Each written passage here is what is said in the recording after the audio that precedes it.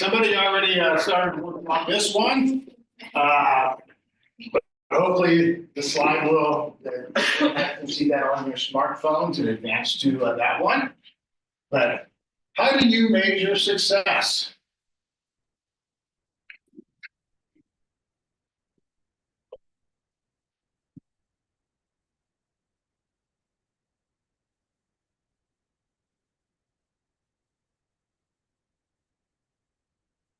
If it's letting you do multiple choice, that's fine. If it's not, use the one that is best. I think it's one of the other ones they have multiple on. Yeah, choose the one that is kind of the best aligned to your reality. Isn't it sales though? That's what companies are measuring. And that would be outcomes. Yeah. I can kind of look at product outcomes, business outcomes, but there's still outcomes. All right. Well, I am actually pleased to see how many are talking about specific product outcomes. I have spoken to clients over the years where I asked the question, what is success? How do you measure success? And their answer was, we deliver the features on schedule. And I love it. And what happens in the market doesn't matter. You know, and that was kind of the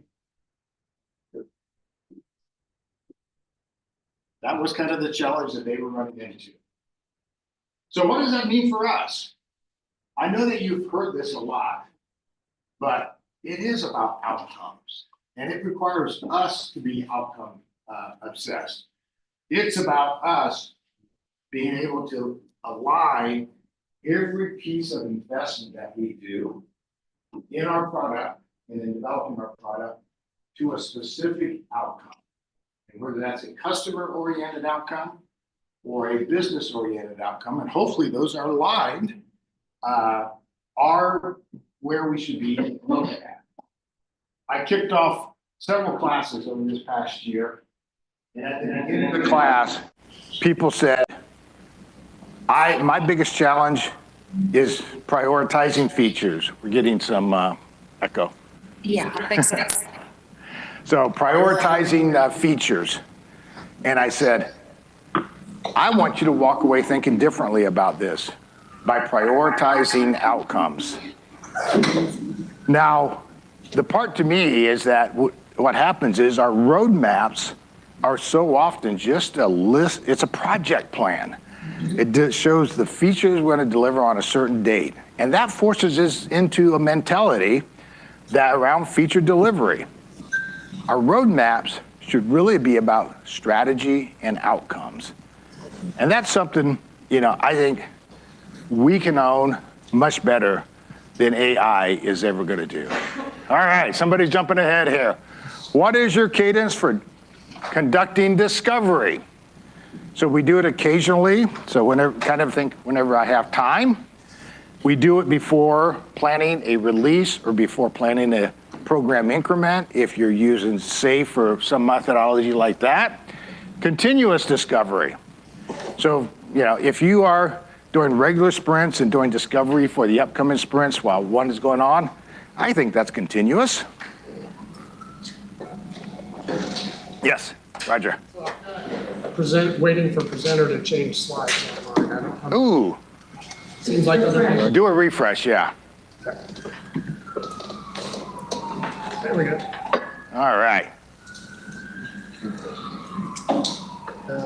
So we got over almost 2/3 continuous discovery. Oh, some of that, no discovery is building up. For those of you that don't do discovery, what's getting in the way? Or for those of you that do it only occasionally, what gets in the way? May not be the stakeholder needs. Okay. Louder, please. What was that? Louder, please. I didn't hear you. Oh, so say. May not be the stakeholder needs or the customer needs. But whose needs is it then? The product manager, stakeholder needs. Okay. You're doing what you think is best, but not necessarily with validation.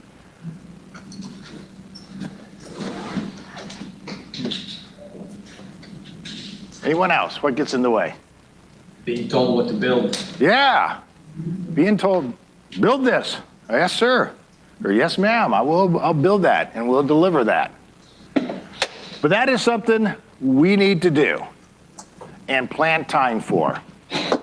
So think about, this has been talked all around, so that's why I say there's no secrets here. Learning over perfection is what we want to do. As we're looking forward into our roadmap, we need to be identifying where do we have uncertainties? Where do we have unknowns? Where do I feel there's risk? And then identifying those and thinking of experimentation that you can do to reduce that risk. And whether that's qualitative, quantitative, building something, we need to make time for doing that and prioritizing our experimentation. How do you influence stakeholders? This one, I believe, you can choose multiple. They tell, we build, we give them a feature list, and they prioritize. The hippo wins. Everyone know the hippo? Highest paid person's opinion. Okay. Product managers influence with data. Product managers can say no.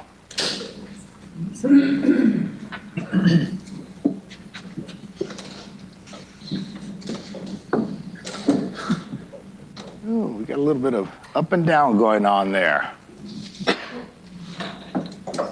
What does the hippo stand for again? Pardon? Hippo? The hippo is the highest paid person's opinion. Yeah. So the one who earns the most money says, this is what I think, we're going to do it. Yeah. We definitely see a lot of that going around. So it looks like we have about a even break. Well, actually, it leans a little bit more toward about less than half influence with data. All right. Where the rest of it is kind of like we're kind of, told what to do. And this one I think is super important is we as product managers need to be able to say no.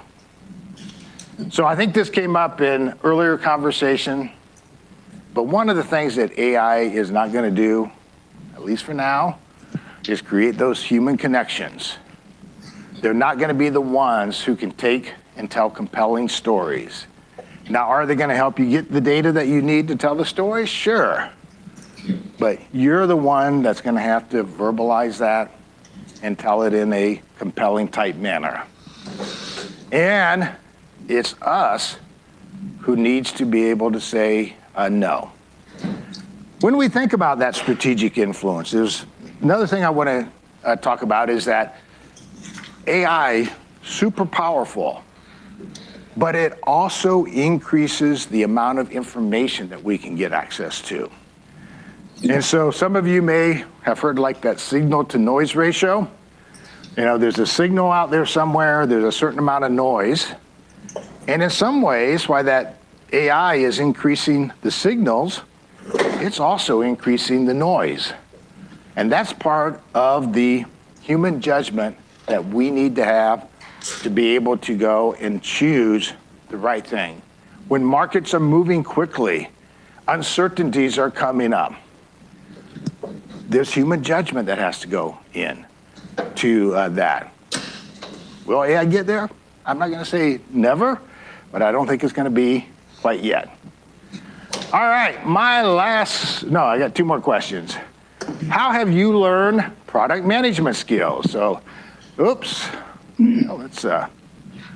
get that started up here. There we go. All right. So, no training, OJT, you're not familiar with that term, on-the-job training. Okay.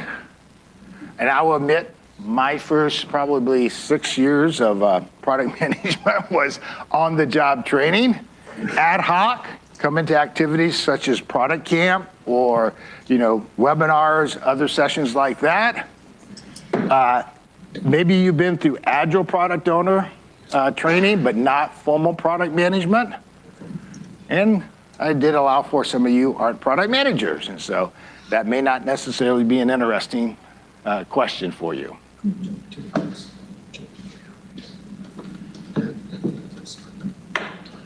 Okay. I was on a webinar earlier this week, and Steve Johnson was listening in. Dan knows who Steve Johnson is, but Steve Johnson, a long time with Pragmatic, you may have heard his name. And I don't know how it came up, but he put into the chat, and he said, only 20% of product managers have been formally trained, and half of those have been trained in Agile and not formal product management training. Now, are his statistics right? I don't know. Out of this group, we got, I'm not gonna say we're close to that, but we're not that far from it either. And so you can see that not a lot of us have been fully trained in terms of product management skill sets. And my last quiz for you. Let me get this going again. All right. How often do you use AI in your product management work? And be truthful. Daily.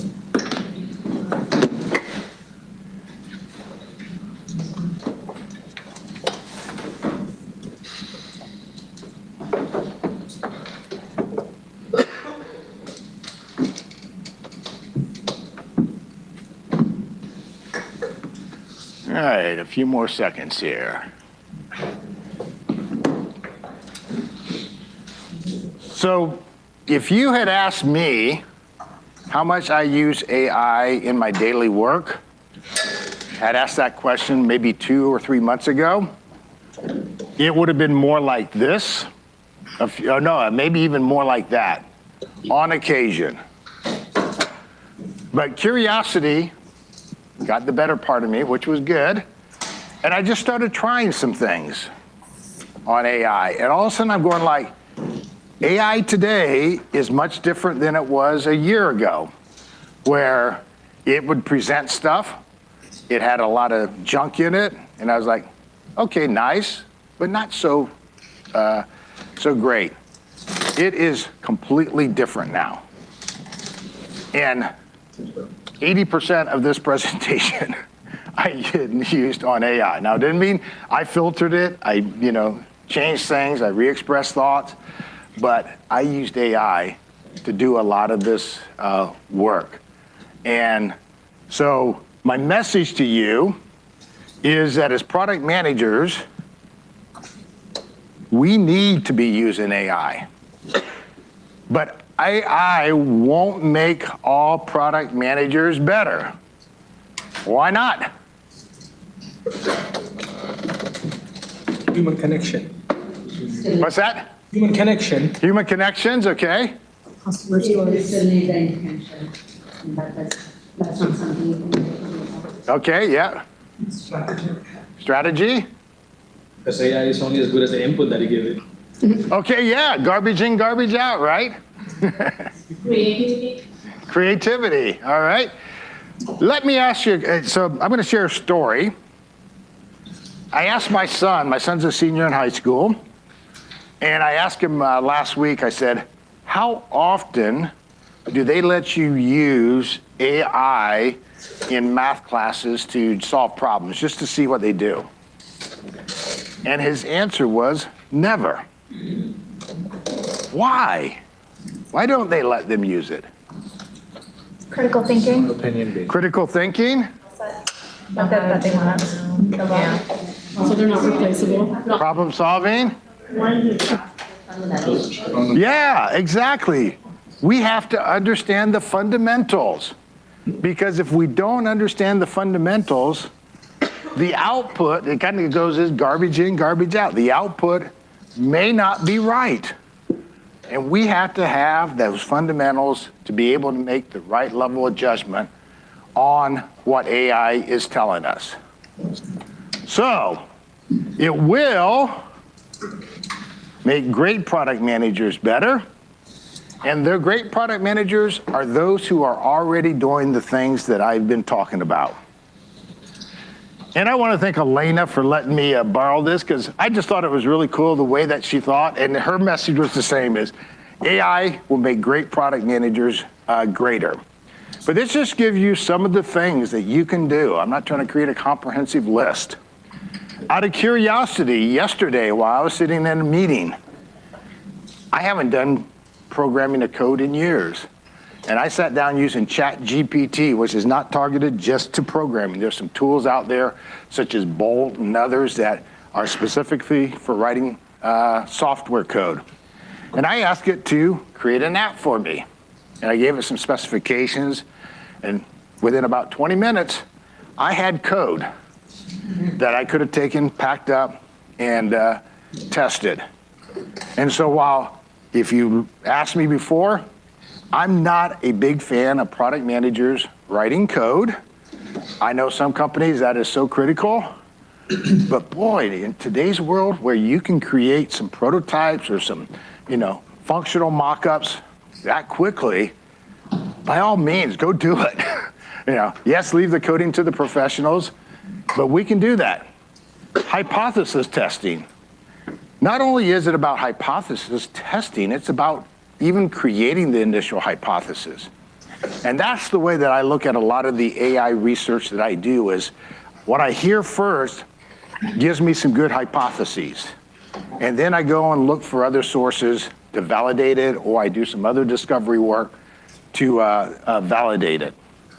But you can see here the range of things that we can do if we want to become great product managers. Read the words. Can you just read the 5 categories? Oh, yeah. So there's market research, hypothesis testing, rapid prototyping, pattern recognition, and financial fluency.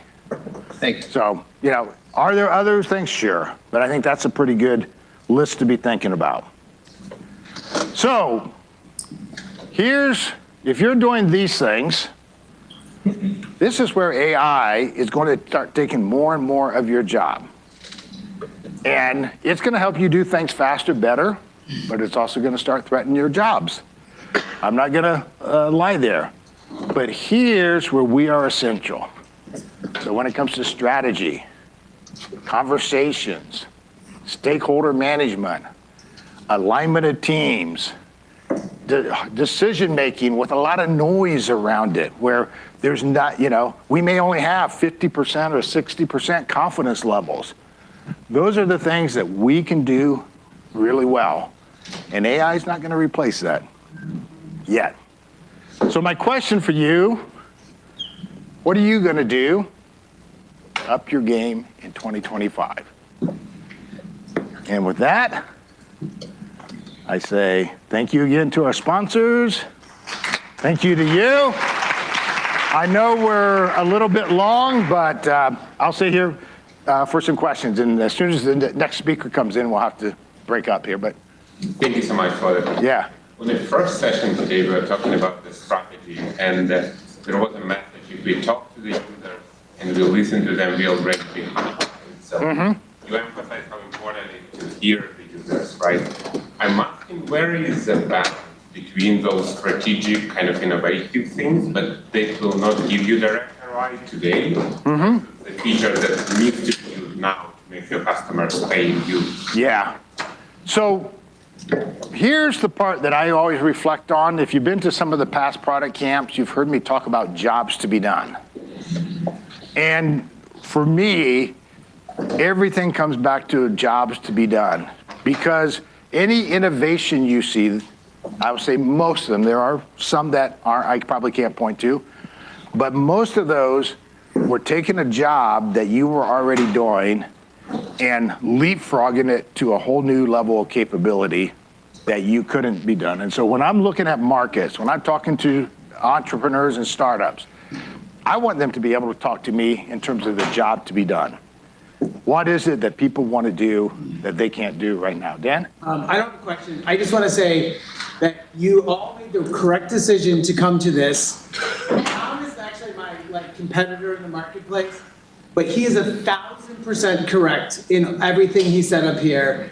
And you're smart to take his advice. This really is the way things are evolving. I thought this was a fantastic presentation, and it pains me to say that. And shake And just so you know, Dan and I are buddies. It's not like we go out drinking all the time, but we're always glad to see each other and talk to each other. So even though we compete. Yes? All right, yeah. So did you bring some new ideas for Mark? No, let's not talk about that one. Okay. I'm no longer a product manager. I used to be a product manager at several different companies. Are you next? At none of those companies did anybody ever do problem discovery. Never did prospect interviews at any one of them. And I was always the one who went out and did the prospect interviews. Whether or not sales or anybody wanted me to, I didn't ask permission. I have friends, and those friends have friends, and I could always find somebody to interview. However, what I'm going to challenge you on is the notion that one hour a week is insufficient. 1 hour a week is great when you work for one of those companies that is not doing it at all. If you can do like a prospect interview for 1 hour every week, that's fantastic. Yeah. No, and I would say if you're going from zero to something, 1 hour a week, 50 hours a year is a huge step forward. So yes, I would agree with you. If you're into B2B sales that have high dollar costs associated, where capital investments are millions of dollars, or in a SaaS world, hundreds of $1,000s a month, however, you're probably going to have a smaller customer base, and you can't necessarily do that. But I would keep that 10% in mind, because if you are working in a situation where you have thousands of customers out there, I definitely want to be thinking about how can I get more time with my customers. All right, I don't want to step on the next speaker. Lisa, I know is going to do a great job. So, and it is on AI. So, here we go. Thank you. Thank you so much. I didn't know this came with it. I think so. I'm hoping that this works. Yeah. Showing up progress. Wait, how do I turn this off just in case I decide not to use it? Oh, wow. It is. So just push that button. It's on right now. And if you push that. It's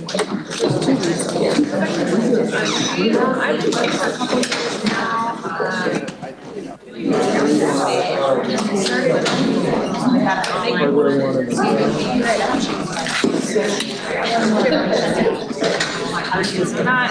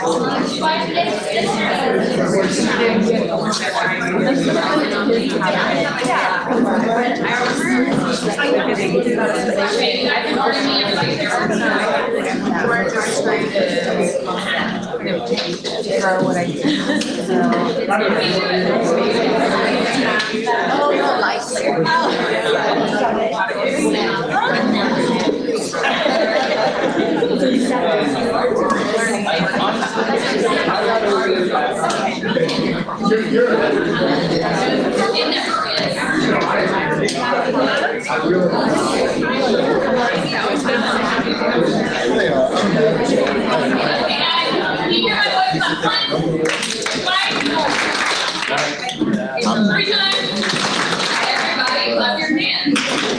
Yeah, there's the former club goers. So once upon a time, like pre-tech career, I was a teacher, so you know it's like embedded in me. Sorry, but I also used to do that with my high schoolers. I would do that. Everybody clap their hands. So we were a fun bunch. Thank you guys for coming. I hope this is helpful. Some of you guys may be further advanced in your AI usage than others. So hopefully this is helpful for you and you're not like, oh my God, I already know this. So we'll see how it goes and hopefully, you know, find something useful that you can take away. So I want to start by saying, I'm Lisa. We can clear that part up. I am formerly of Dell, formerly of a medtech startup. So I've been in really big companies and really, really small, scrappy ones. So I'm acquainted with the slow pace and the fast pace. And like a lot of you, I'm also acquainted, well, hopefully not a lot of you, but I'm betting some of you can relate to the current landscape that we're in, where we find ourselves navigating workforce reductions. I have also experienced that. I'm currently in my 5th round job interview. You know, that's fun. So, you know, it's a good time. 5th round on one, like 2nd or 3rd on another one, so it's a good time. I'm also doing some freelance work on the side where I do a lot of writing on tech topics and things for another company. So AI and machine learning tends to be one of those topics, so I've gotten really nerdy and into it. So that's a little bit about me and what I am doing right now. And because of that, I got really interested in AI because I'm filling all this stuff out and it makes me want to bang my head against the wall. And I was like, there's got to be something to make this less tedious, which is how I figured out how to make my own AI assistant. And when I say make my own, you'll see what I mean. I'm going to show you. I didn't go build something in code because I don't know how to do that. Some of you may know how to do that. I don't. But I know how to make things easy for myself. So that's what I'm going to show you. So, these are our sponsors. Thank you, sponsors. So, you guys know what I'm talking about. How many of you have ever applied for a job? Thank you. Wonderful. How many of you have ever tailored a resume? Oh, yeah. Lovely. Written a cover letter. Written a cover letter, then went to apply for the job and they didn't ask for it. Yeah. Did all of that, and then you tailored it, you did all that stuff, and then you went, and it was Workday software. You uploaded all of it, it didn't go in right, then you have to recopy all of it, redo all of it, and you just want to bang your head against the wall. So here's the thing with all of that. You can't control Workday software. You can't control that end of it, but there are certain things you can control. You can control the tailoring part. You can make all of that less tedious for yourself. You're in a landscape right now, whether you have a job or don't have a job, at some point you may want to pivot into a new job. These tools can help you. So even if you're like, I don't really need this right now, you might need it later, okay? So make it easy on yourself. That's what we're going to look at. We're going to look at how to make your own assistant. I will tell you, you will need a ChatGPT Plus account to do this. $20 a month, okay? Worth it. Worth it with the amount of time I have saved. This is going to be the brain of everything. And that is what we're going to get into right now. So, I'm taking you inside the brain of the GPT that I have built. So, this is what it looks like on the inside. You see right here, I'm going to pause right here. This was in the description part. And this is the most important part of the brain that you're going to build in your GPT. Where you find this when you get into ChatGPT is there's a section where it's like build your own GPT. And you see that when you have that Plus account. You know, you can title it whatever you want, pull a picture, whatever. This is where you get out your prompt. Your prompt may look different than mine, but this is always the piece that I start with. This is because I'm tailoring mine for product marketing roles. The more specific you can be here, the better it's going to be, and the more shorthand you're going to have when you go to actually apply in your actual like GPT later when this is all built out. Okay? So I want mine to really know me. I want to be able to later, when I'm tailoring anything, when I'm reaching out to people, I want it to be talking about all the wonderful strengths and the amazing things I do because, gosh dang it, I am awesome. And I want it to put that out there to everybody. okay? There's a book I highly recommend to people. It's like, something like The Art of Tooting Your Own Horn or whatever. A weird name. It's called Brag, The Art of Tooting Your Own Horn. I think that's what it is. Highly recommend it. But this is all about getting you set up to be able to brag about yourself in all of those outreach things. So if you have leadership assessments and things like that, you want to mention them here. And you may go, okay, but how's it going to know about that? Let me show you that in a minute. I specifically tell it, I don't want you to ever mention that we're talking about Clifton strengths, because then I'm just going to look like a big nerd. I don't want it to say, I have these top five Clifton strengths when you're reaching out to people, because that's weird. Don't do that. So, going on, it keeps building out. That's that part. Okay, so then as you scroll down, you'll see like a conversation starter, and that's just like your greeting when you go to it. Then this is where you upload those files. So what I have built into my brain is I have my resume. You go ahead and have like your mostly polished resume. You'll do tailored versions later, but your mostly polished resume that you're pretty happy with, your most current one, go upload it. I have my strength finder from Clifton Strengths. If you have like Enneagram, or maybe you did Big Five, or anything like that you've done, go ahead and put it in there. I also go into the recommendation section of my LinkedIn, and I go ahead and highlight all of those, and I right click, save as PDF, upload that. Because you need to spend all your time building those relationships and getting those recommendations. You just have them sit there and nobody looks at them. So when I'm doing outreach, I'm telling people, hey, don't just take my word for it, go look at my recommendations. You want to drive people to go look at that stuff. So put that in there too, because that's also lots of wonderful things people have said about you. Build that into the brain of your GPT. Put all of that in there. And then go ahead and check all those things. You never know what you're going to end up doing later. So check all those boxes. And then this over here is your sandbox. This is where you can test it out before you publish. You know, up in that corner it says update. I've already built mine. Later, if you change something in your resume, maybe you take a free minute or a contract role, you can just go in, you don't have to rebuild everything, update your files, click update, you're good. But before you build yours out, you can test it over here. Drop a role in. You'll see what I mean in a minute when I show you some test prompts in my built out version. But you can try it out over here. But don't forget that it's not built out yet. This is just a sandbox. Until you hit publish, it's all just hypothetical, okay? So make sure you hit that publish button. So you'll hit publish, and then you will have a fully built out GPT. So what does that mean? Lisa? What will you be able to do with that? Excuse me, Lisa? Yeah. I think you have a question. Oh, So thank you. When you publish it, what, does that mean pull it all together so now you can use it, or you're? yes. Okay, so you're not sending it to sharing with anybody else? Everyone, like everyone that uses ChatGPT, or keep private, or share with some people. Keep it private, yeah. Keep it private, and it'll be just for you. And like I said, you can go back in and you can make changes to it later. Totally okay. So under what circumstances would you actually hit publish? Once you have all your files and stuff uploaded, and once you've tested it out and you're like, okay, I asked it to write me a cover letter and it did it, and it's pretty good. I think it's ready.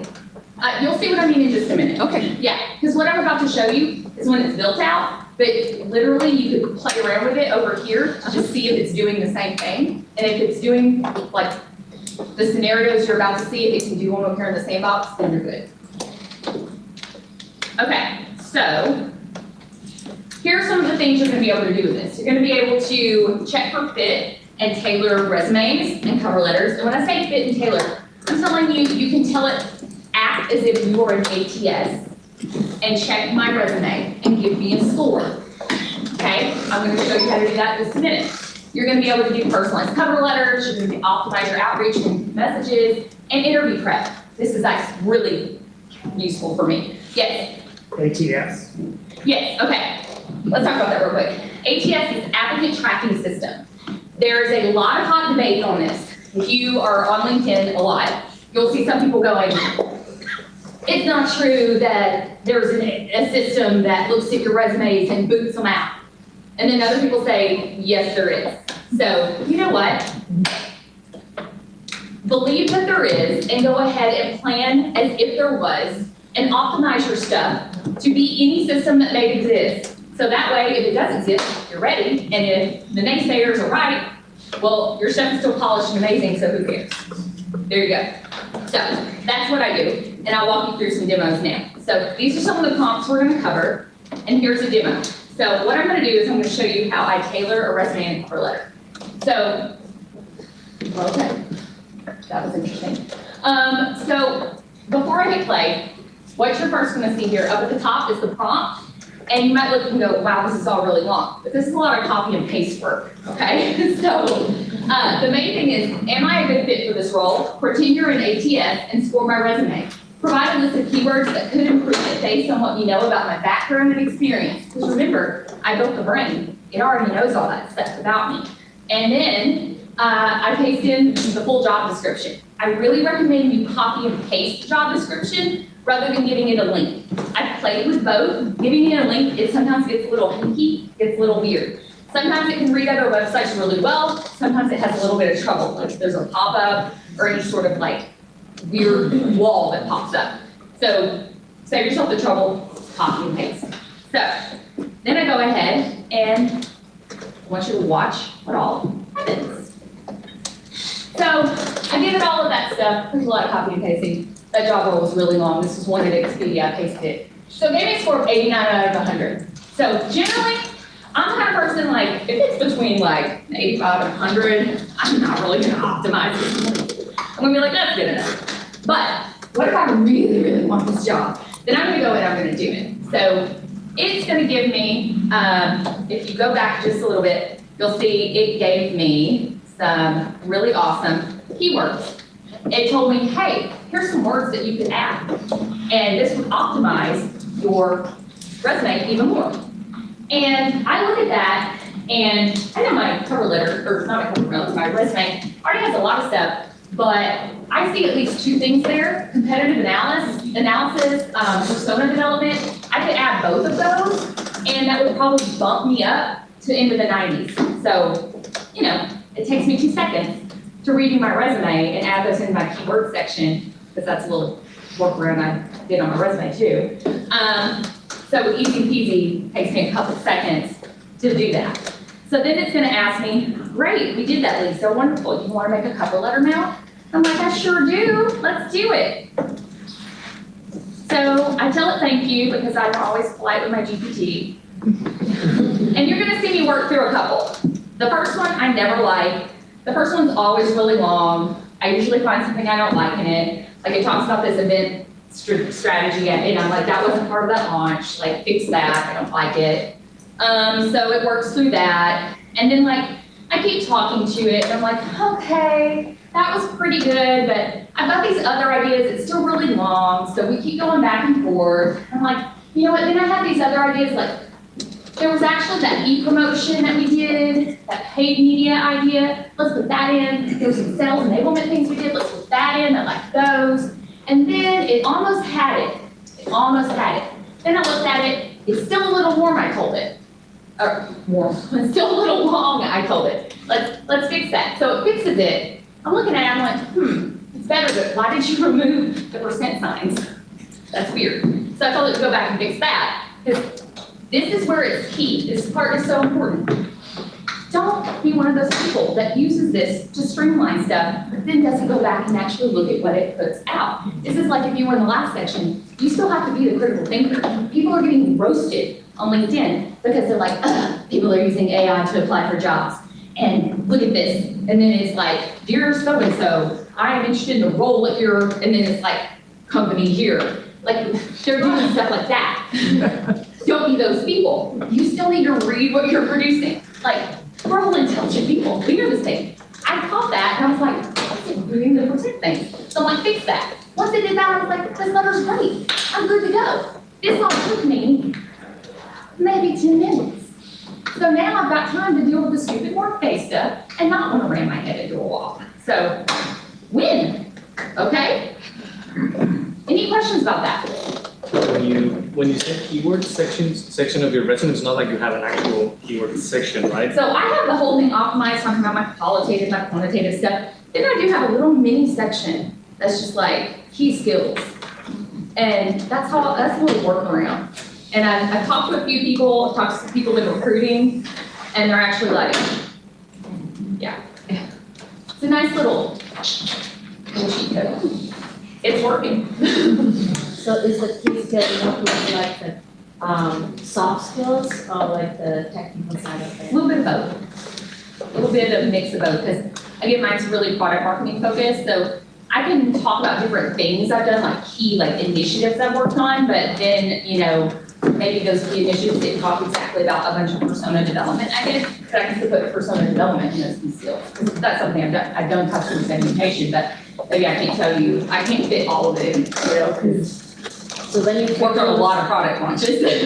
So when you fit those into the your role description, like do you highlight those in your resume? I just have them listed out there, but like if I, you know, I have my bullet points and everything where I talk about like some key like things I did. Talk to me after. I'll tell you a little more. Okay. So let's try another thing.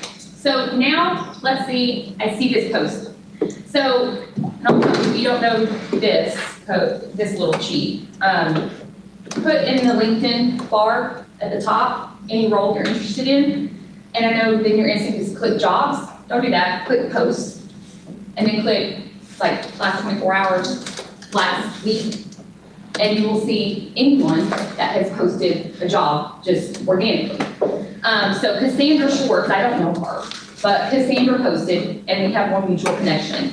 And this role looks interesting. And I can go, okay, cool, I want to reach out to her. But I want you to look at this prompt I filled out. And you might go, Lisa, why don't you just write her a LinkedIn message? Why are you doing all this?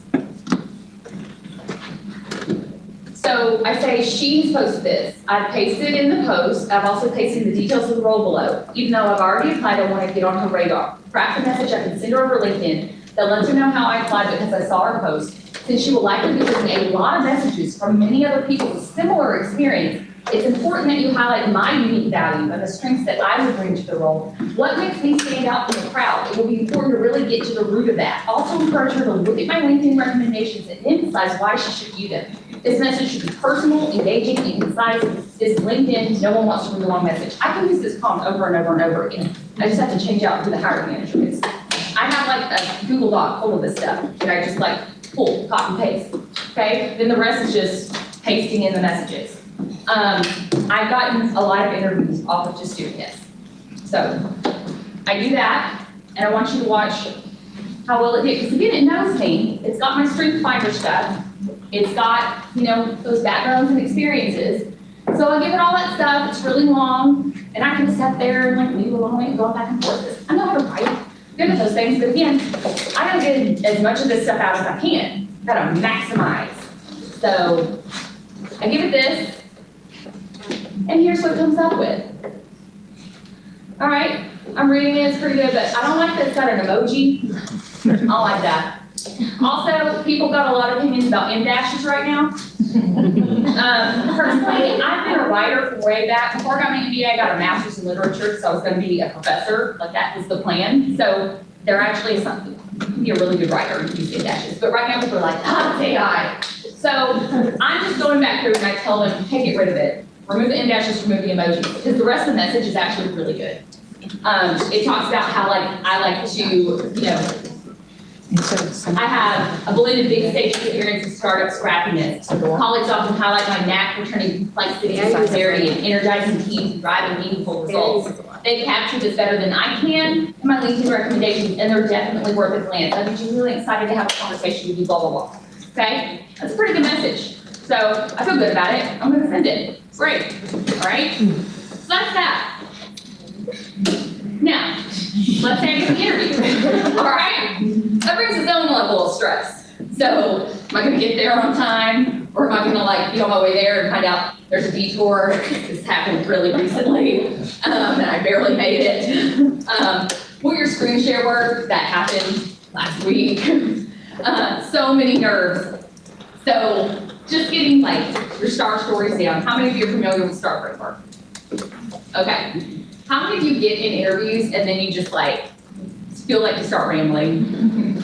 Anybody? A few people? Okay. This may help you. So you see her talking into her phone. This is when I don't like to work on the computer with my AI assistant. This is when I like to get it on my phone because I'm going to use voice Okay? This is actually, every time you do something in your AI assistant, you can save it. So this particular role that I'm working in this window started many weeks ago, and right before this particular question you're gonna see it working on, I will have like had a history with it, like all the way back to the recruiter screen where we were working on things together. And we were working on a few questions before this, so that's why you don't see more prompting. But basically, I'm like, hey, I want to prep for this interview. I want you to give me, like, I told it what kind of interview it was. I was like, this is an interview with the hiring manager. And so I was like, I want to go through questions one by one, questions you think it would be. I told it it's a senior product marketing manager position, hiring manager, give me the kind of questions you think it would be. And it already had a copy of the role, that sort of thing. So we go through by voice, and you can see how this works. So it asks me the question, I word vomit at it.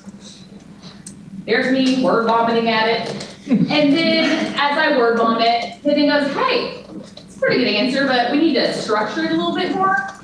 So it's like, all right, here's how you're gonna refine your answer a little bit.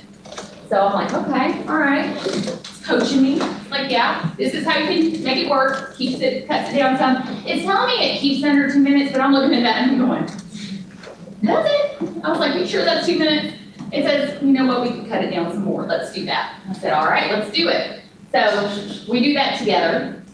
And then I said, you know what? I feel pretty good about that. I said, let's go to the next question. So we go to the next question together.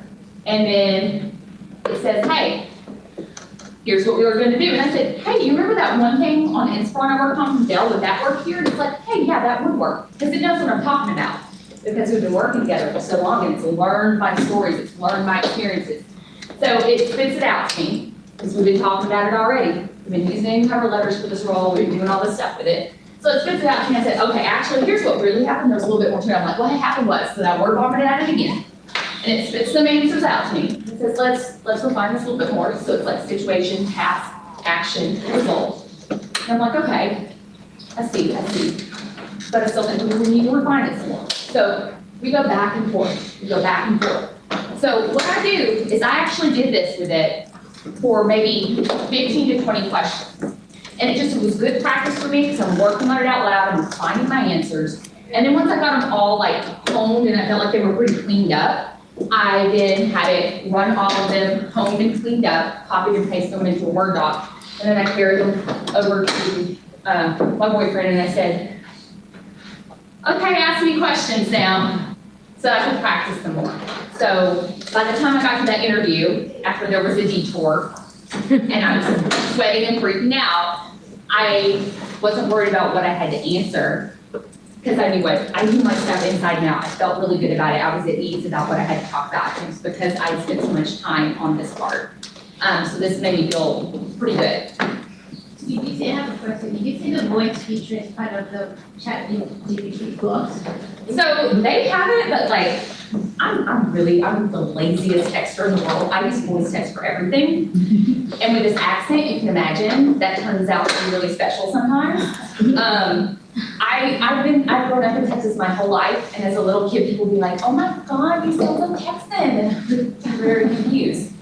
I'm like, we're all in Texas. I don't get it. So it gets worse as I get tired, so sometimes it comes out strangely. But here's what I do. So I got the ChatGPT right here on my phone, and then it's got its own little speaker, but I use the one here on my keyboard. And I just start talking to it all this, blah, blah, blah, blah, blah. Yeah, and then it's in, yeah, and it's awesome. I love it. So here in a second, I will take some more questions, but I wanted to show you this first. I would love to connect with you on LinkedIn. I post a lot about AI, product marketing, workplace leadership, and stuff like that. A friend of mine and I are also starting a new collective space called CollabX. And it's a space to connect and experiment and create career momentum, because we're all navigating this interesting space right now.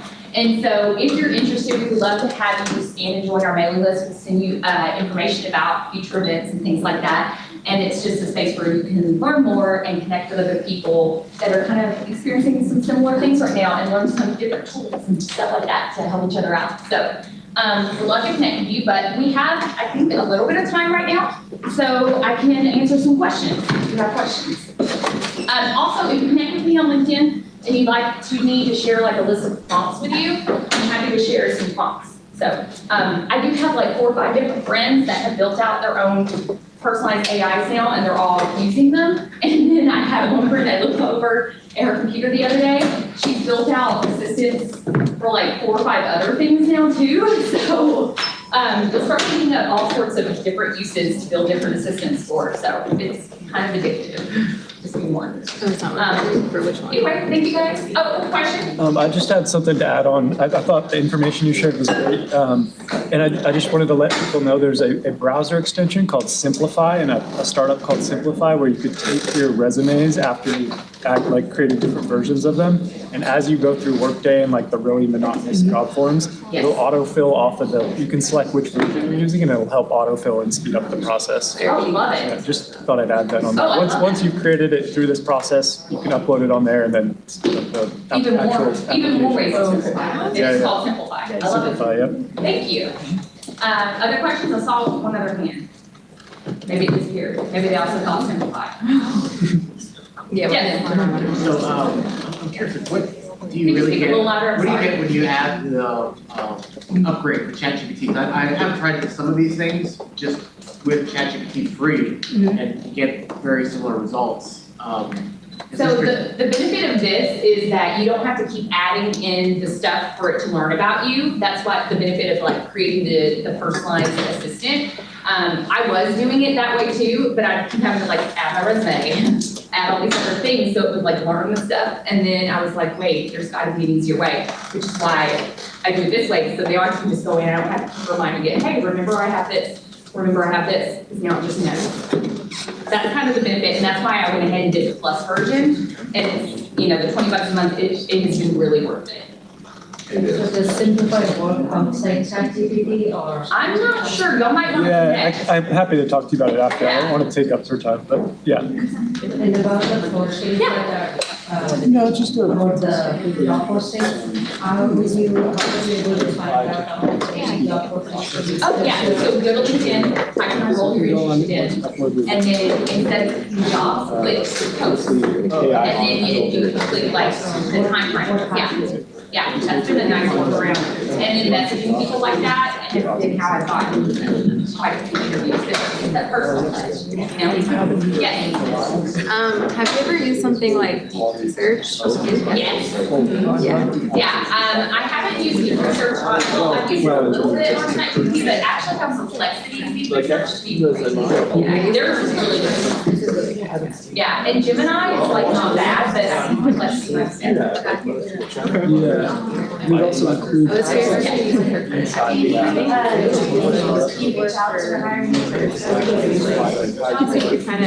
go ahead and slide it in so that way when I reach out to them, it's like, okay, I've already done this. And that way, it's like, they did reach out to their HR. I haven't, I got really interested. Sometimes I take my stuff out and I'm trying to like sort of try to sort out what's going on. But this one I think I really like a lot. I like how it's conversational. And that's kind of like the way the LLM is that more conversational. And so I think that's why, because I'll talk to it and it'll be like, okay, that's totally wrong. But and they'll look at me like, oh, I guess it's kind of like clunky, but it gives it like, depends on the person back. right now? Any other questions? Okay, thank you guys so much.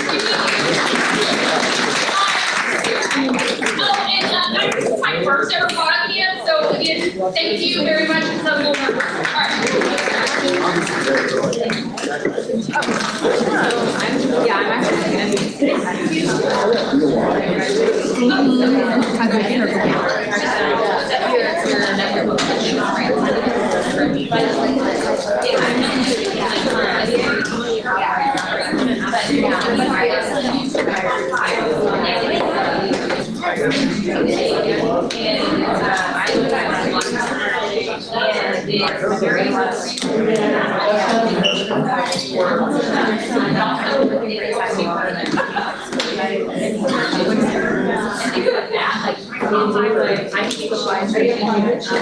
Security software, it's kind of like if I try marketing, but yeah, like I'm so job. You have it be full time, but it's very so. Yeah. At least started taking so I'm kind of here just like. Yeah, so stuff like that, it's just like.